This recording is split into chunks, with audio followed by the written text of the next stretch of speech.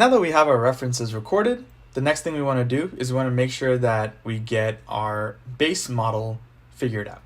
Now, a lot of you might be wondering, this seems like a very, very complicated model, right? There's a lot of moving parts here. There's a lot of very interesting shapes. It seems very difficult to be able to create this. But the good news here is that actually this is a very simple model to do. And the reason why is because of two little principles. The first thing is, of course, that every one of these objects can be broken down into simpler shapes that are called primitives. So a lot of the primitives that you see here are actually found in this shelf right here. And you can pretty much break all of these down, all these complicated shapes and structures, into very simple shapes that basically give you a general gist of how they can be constructed from. For example, if we were to look at this lamp head right here, this is technically a distorted or extruded cylinder. So we can just base it off of a cylinder and work with this. Same thing over here, we have an actual cylinder right here, but even for these little bracket pieces, these are basically triangles or planes that are distorted and moved around.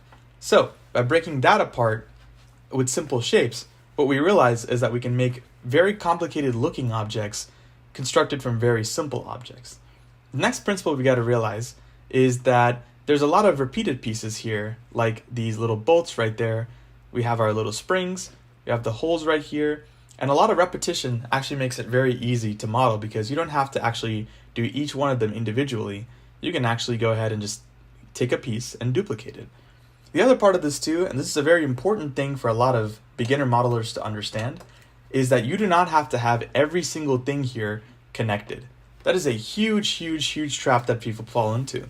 What we want to do is that eventually whenever we create our object, we want to put them all inside of a group instead of having them all be one object. Because whenever that happens, not only is it really hard and complicated to model all these fitting together and interlocking correctly, and that seems like a very advanced decision to make, but the other problem with this is that it actually causes a lot of problems when it comes to things like UV unwrapping and texturing that come on later in the process.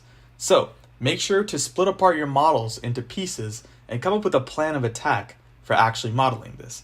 So if I were to model this object, how would I start? First, let's go ahead and break this up into pieces that we can tackle and come up with a strategy of how we're going to tackle this.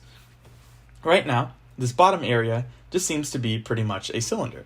So we can just go ahead and use the cylinder and shape it and scale it to however this orientation is. Same thing over here with these little two parts of the stand. Should be pretty simple.